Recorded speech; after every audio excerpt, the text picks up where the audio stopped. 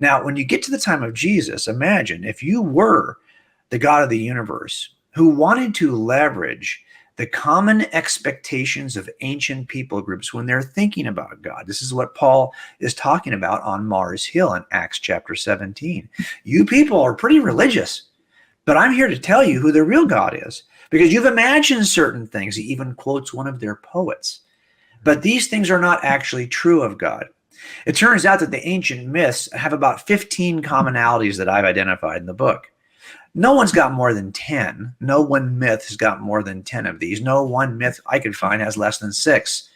But between 6 and 10 of these attributes, depending on the myth, and they're all different versions of those attributes, until you get to Jesus. And then with Jesus of Nazareth, only Jesus has all 15 expectations of the ancients embodied in one person. Why would God do it that way? Well, the story I use in the book is that, I was working undercover and I was simply trying to get a report from some victim of a burglary. And I drove over my undercover car and jumped out because he had called for the police. But when I got there, I didn't look like the police, and he would not pay attention to me until a patrol officer got there. He's wearing a uniform. He's in a patrol car. He met the expectations of the expector. And of course, once he saw that, he just told that officer everything that officer wanted to know. He wouldn't help me. I actually had seniority on that officer. I had been in the department longer. Didn't matter. I did not meet his expectations. Jesus meets the expectations of the ancients, but you'd have to come in a certain window of time, because all of those ancient myths are not worshipped that long into the common period, the common era, AD. So you'd have to come within it. Like, for example, Osiris there's a limit when the Egyptian empire falls or is completely obliterated, then the gods of ancient Egypt are no longer being worshipped. So you have to come in the overlap when most of the ancient myths are being worshipped simultaneously. That means there's another window of opportunity which centers right in this first century, that if you come and meet the expectations of the ancients, you'll have an explosive connection and explosive reaction. And this is exactly what Jesus does. So when anyone says, well, he's just a copy of ancient myths, well, they are seeing what I'm seeing. He definitely embodies several common characteristics, but this is not to be leveraged against the reality of Jesus. This is what God leveraged for the reality of Jesus. So this is why I think it's actually not evidence against Jesus' historicity. It's actually evidence for. Yeah. But, you did so much research for this book. I mean, there's a ton of information. If people are wondering, is all of this real? I mean, you just read that book and you're overwhelmed, and it's sort of like you're saying enough already. I mean, you convinced me. And a lot of what we're doing, honestly, Dr. Torres, when we're in front of juries, is we are trying to help them see the cumulative nature, the overwhelming cumulative nature of the case, in a way that maybe they hadn't thought of before. So we're going to be looking at all kinds of evidence, not just, I wrote a book on the evidence that's in the New Testament. That's cold case Christianity. So we definitely have good evidence in the New Testament. But in this book, I'm trying to offer this thought experiment to get people to look at the evidence that's outside the New Testament. When you put the whole thing together, the case for Jesus is overwhelming. Yeah, yeah. You talk about, and you teach us about how to solve crimes. You talk about the prophetic views, and you talk about evidence that's clear versus evidence that's cloaked, clear versus cloaked evidence. Tell us what you mean.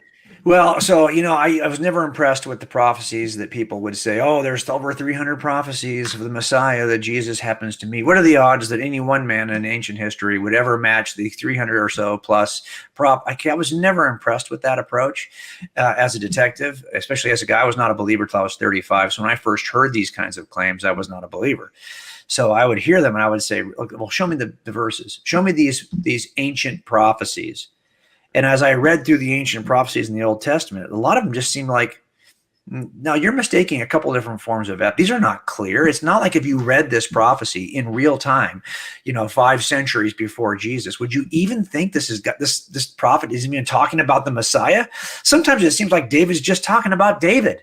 Like, why would you think he's talking about the Messiah? Well, it's because people have misunderstood the difference at crime scenes between clear and cloaked evidence. So if you have we're getting better and better at this, especially with ancestry DNA. If you find DNA at a crime scene, you might even be able to identify the suspect before you ever meet that suspect, because that suspect will be identified through his DNA if there's a sufficient DNA database, and that database is growing nationally and internationally. So that's clear. It'll point. We used to do this from the old days with fingerprints. We've got a pretty decent fingerprint database here in California. We often could identify somebody in advance of meeting them just from the DNA. The fingerprint evidence at a crime scene. So what we try to do is that's clear. That points to the suspect from the onset before you ever knock on his door. But there's other evidence at the crime scene, like, for example, a torn piece of a shirt or a button that's on the crime scene floor. We're not even sure this belongs to the suspect or to the victim. We don't know who. For all we know, it could have been lying there before the crime ever even occurred. It could just be an artifact of the scene and not even part of the crime. But it turns out if I knock on this guy's door and I see he's got a torn shirt or he's got a button missing and it matches the one at the crime scene, well, now that piece of evidence, which at the time was cloaked, now it is something we're going to use to identify and make the suspect. So we have two kinds of evidence at crime scene: one that identifies you from the onset, clear, and one that identifies you in hindsight, cloaked. Well, the same thing is true of prophecies. Many of these prophecies are clearly predicting a Messiah who is to come. And even the Jews of today would say, oh yeah, that verse is messianic. That's referring to the Messiah to come. But there's a lot of verses that the New Testament authors use that are kind of like the button. They're saying, hey, this may not have been clear from the onset, but it's clearly like a button now that matches the shirt of Jesus and it identifies him after the fact. We would never say, well, buttons at crime scenes are not legitimate evidence. No, we would say they're legitimate evidence, but you got to use them a certain way. Same thing is true of these verses. So I'm now much more receptive to how we could use verses because I think about them the way we think about evidence at a crime scene. Okay, good. And then how about this perfect timing on prophecy? That there was you talk about this actually quite a lot. You talk about there's these prophecies, and then there's a window of time where these prophecies converge upon. And Jesus came right in that narrow window of time. Yeah, as a matter of fact, if you look at so one of the prophecies from Daniel, I think it's in chapter 9, sets the appearance of the Messiah between an edict to restore Jerusalem and the destruction of the temple, whenever that's going to happen. Well, we know when the edict occurred, pretty much. We got a couple of options there. And we know when the destruction of the temple occurred in 70 AD. So there's a window there.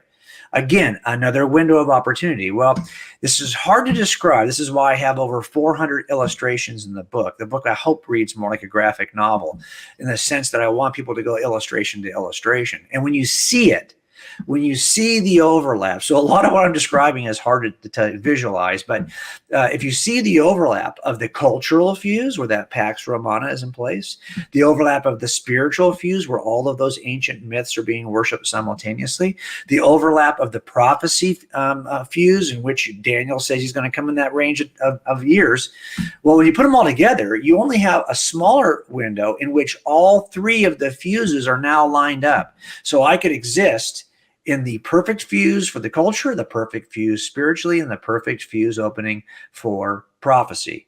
That period of time is only about 100 years. It's from about 29 BC to about 70 AD.